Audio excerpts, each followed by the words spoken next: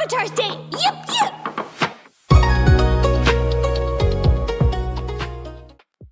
Interlude. Originally, this was supposed to be the beginning before the next episode, but a lot happens in the next episode. So, considering how long this was, because I gave each person roughly 2 minutes, this is going to be its own video. Here, you're going to be seeing about the styling, lore that is actual factual canon, and what I added on to their stories to make it fit the narrative for this gameplay. Let me know what you guys think about these characters and put down below what you know about these people as well. So by the end of the video, you might hear something like, let's get on to the gameplay or something like that. Don't mind me. There is no gameplay to get onto until next week. But in any case, let's get into it. Hi guys, it's your favorite mystic, TheSirenSims, and welcome back to my channel, Susu. Anyways, okay, so first we have Bebe Hart. Bebe already has one of the more interesting stories in Sunset Valley because both of her parents are known around town for being unstable and unpredictable. Bebe is considered the responsible one in the family, but instead of people giving her credit for that, it almost feels like everybody is constantly watching her and waiting to see whether she's eventually going to crack too. I feel like that explains why I originally gave her such a polished and almost overly normal look. Very Gen Z. Her braids were always neatly styled. Her makeup was very clean, with just a little bit of, glam, just a little bit of highlight, just make it zhuzh. And even though her clothes were cute, they still felt safe. I wanted to give her that kind of almost influencer without the influencer. Like she was obviously inspired by them, but isn't one of them, right? It was like part of her wanted to be seen, but another part of her was trying not to give the town anything that they could use against her. Now that she's a young adult, I want her to feel a little more free. I let her wear her afro out and added the burgundy and reddish color through the ends in her initial teen makeover, right? So I gave her something that feels more fashionable and more personal now. The long fitted denim skirt is still very put together, but she does not look like she's trying quite as hard to appear perfectly harmless anymore.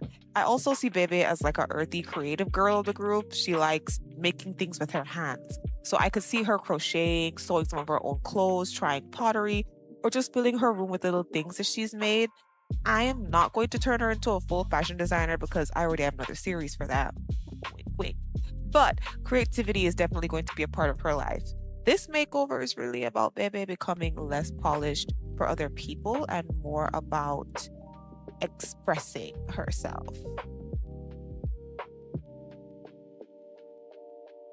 Next, we have Holly Alto.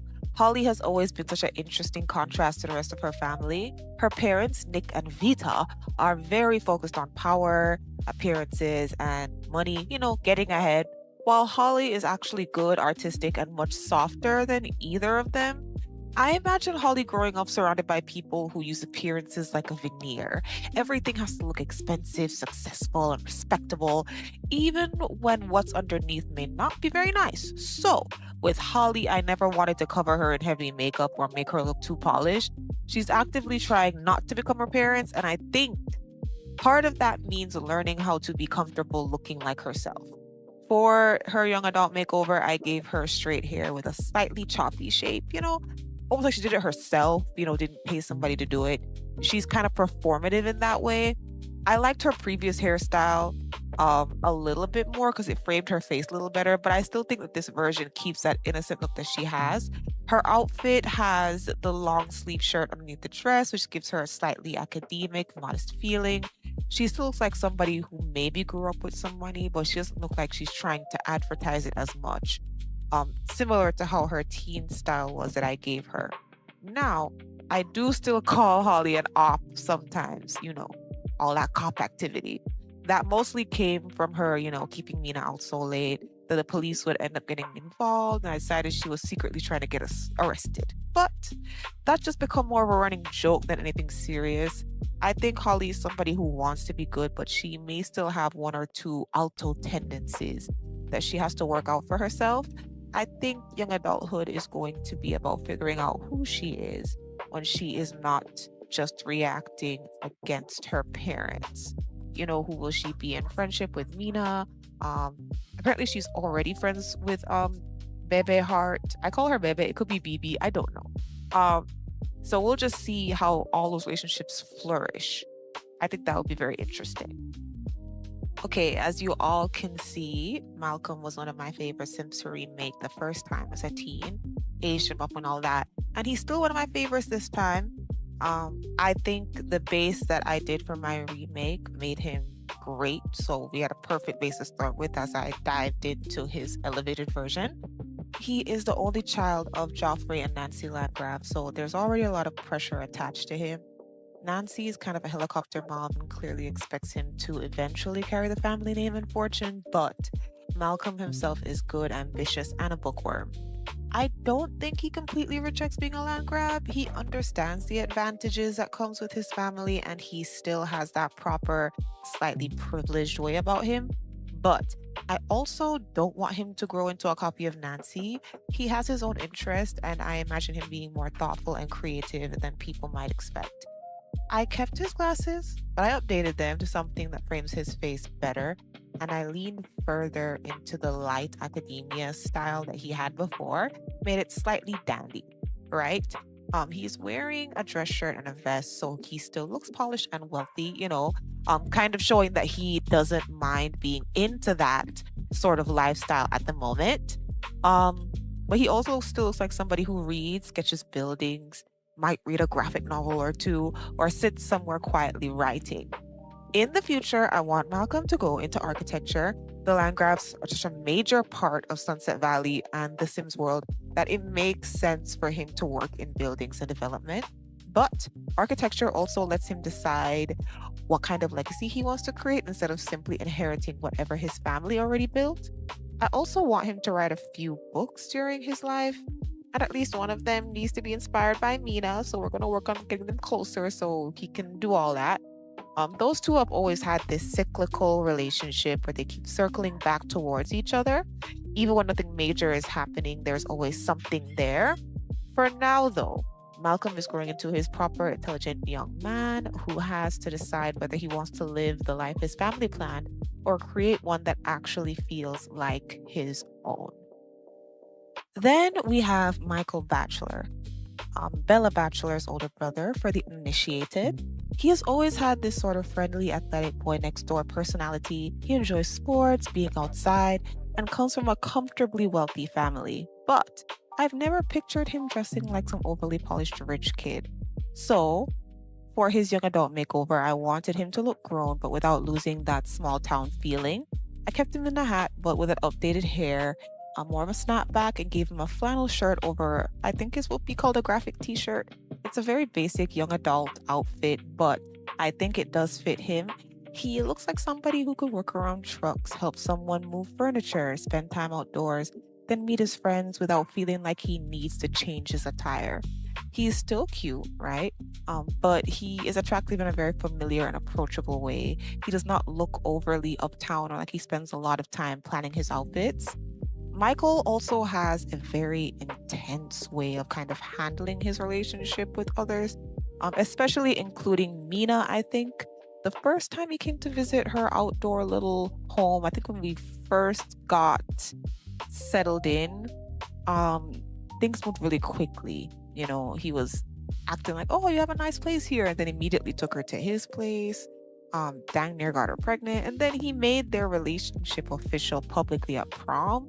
So even though his appearance feels casual and easygoing, his emotions are not casual at all, not always. So when Michael feels something, he tends to act on it in a very big way. He goes for what he wants. I can't be mad at him for that. Um, Sometimes that can be romantic, other times it creates problems because he doesn't always seem to slow down and think through certain things, as you will see in this episode. So, with Michael, the makeover is not about changing who he is, it's more about taking that familiarity, that boy next door kind of aesthetic, and aging it up while we see whether he becomes more mature emotionally as well. Next up, we have Ethan Bunch.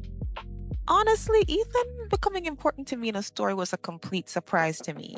I did not originally have some huge plans for him, but The game clearly decided that Ethan was going to be very interested in her. So now we have to pay attention to him. Here we are.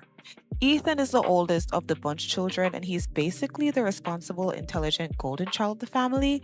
He is a genius, a bookworm, charismatic, and good. He is also supposed to be one of the more popular teenagers in Sunset Valley. Look at Mina's pull, guys.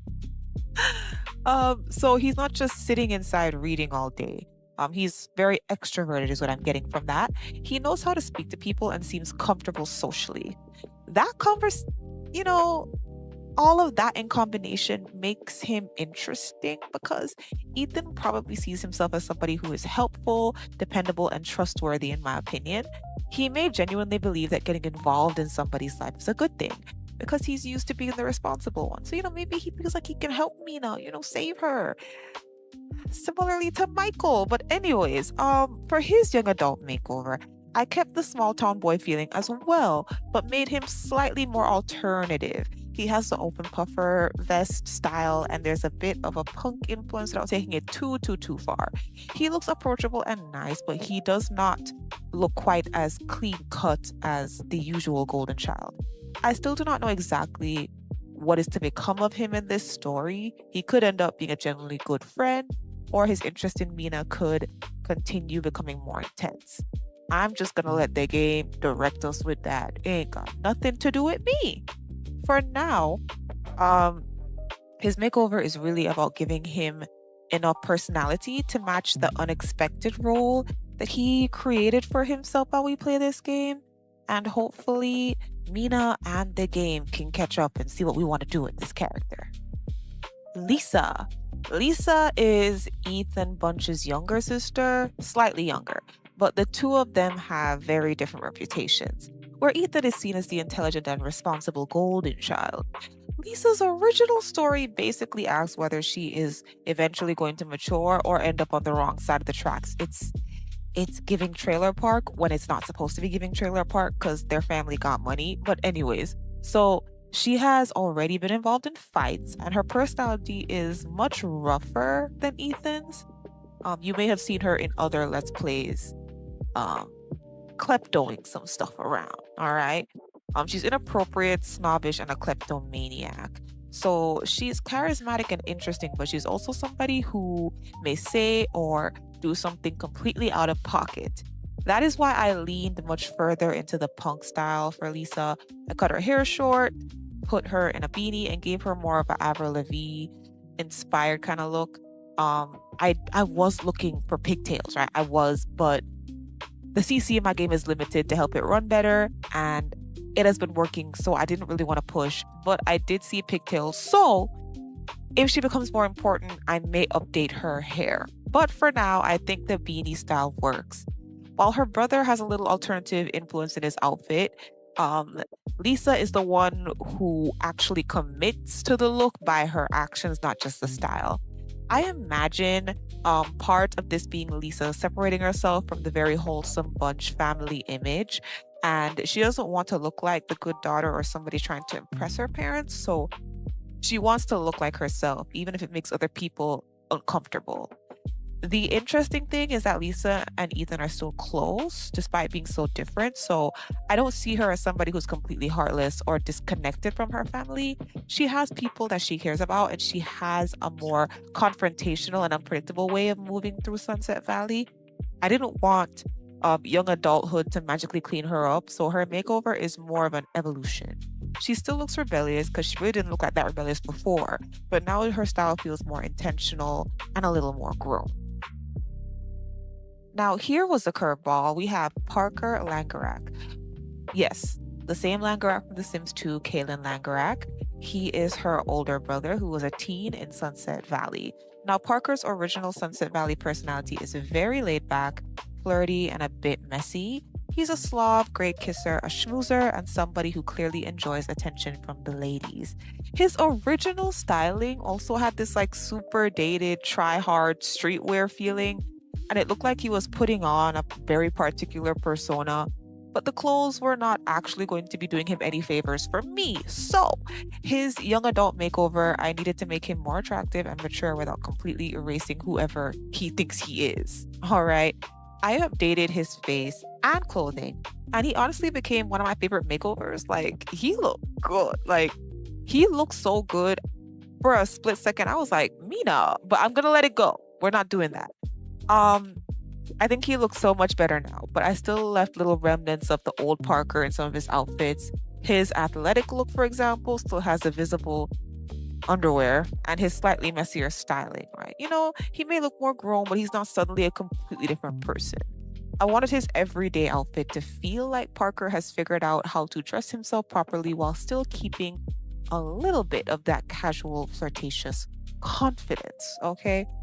He is probably still going to be somebody who likes attention and talks his way in and out of situations and believes he's smoother than he actually may be. However, the glow up did not remove his personality. It just made the exterior match the amount of confidence that he already had, in my opinion. And just to clarify, no, I am not adding him to Mina's roster or collection of potential love interests.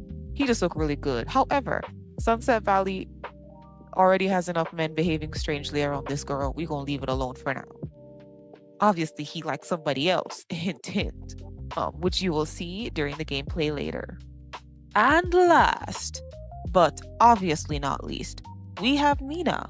Now, Mina has always loved pretty things, all right, but for most of her life, liking something and actually being able to have it were two very different things. When she first arrived in Sunset Valley, right, everything she wore had to be practical. She was sleeping outside, bathing at the gym, painting and gardening for money, and carrying most of what she owned in her backpack, right? So even when she wore something cute, survival had to come first. It had to be small enough to make sense to fit in that little brown backpack she got in her hut right now. However, now that she is become a young adult, I wanted her makeover to show that she is finally giving herself permission to enjoy what she actually likes. Mina is not suddenly becoming a completely different person either. As a theme, we are growing these people through their looks, not changing them.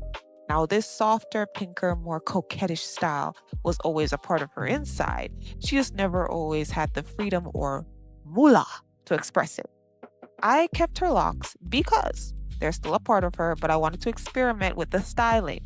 So, when you have locks, you can add different hairs to them. Like, I see a lot of people right now doing like knotless miracle knots. Yeah. So see this is like a different version of Miracle Knots where she kind of just did a sort of like freeform style and then had the ends being kind of straight but curled. Yeah. Yeah. So I kept her locks because they're still a part of her, but I did want to experiment with them. So she added extra hair to make them a little longer. Okay, with the loose straight ends that have the wand curls. It is something that she can remove later. So it's realistic for her young adult hairstyle, and nothing permanent. So if I wanted to give her different kinds of locks, I can, right? Her outfits are leading fully into this soft ballet girl look now. There's more pink, more femininity, more of that cutesy baby girl energy that she actually genuinely likes. She's allowing herself to be a little princess and look delicate without that meaning that she's weak because we all know that she's not. Okay. This makeover does represent Mina becoming more than the runaway girl who had to survive another night outside. She's still a painter, okay? Still working towards ballet and still building her life from almost nothing. But she is beginning to imagine what she wants that life to look like. She has spent so much time proving that she can endure difficult things. Now she's starting to discover that she is also allowed to want beauty, softness, and little trinkets. A life that actually feels like hers. Now, that was everybody officially updated for young adulthood. We didn't get a graduation ceremony, just to tell y'all, most likely because I aged most of them up through NRAS, but everybody is grown now, whether Sunset Valley remembered to hand out the diplomas or not. Their personal styles are becoming much cleaner and their future goals are starting to take shape. Now we can get into the gameplay and you can see what young adulthood actually has waiting for them now. Yep. Yep.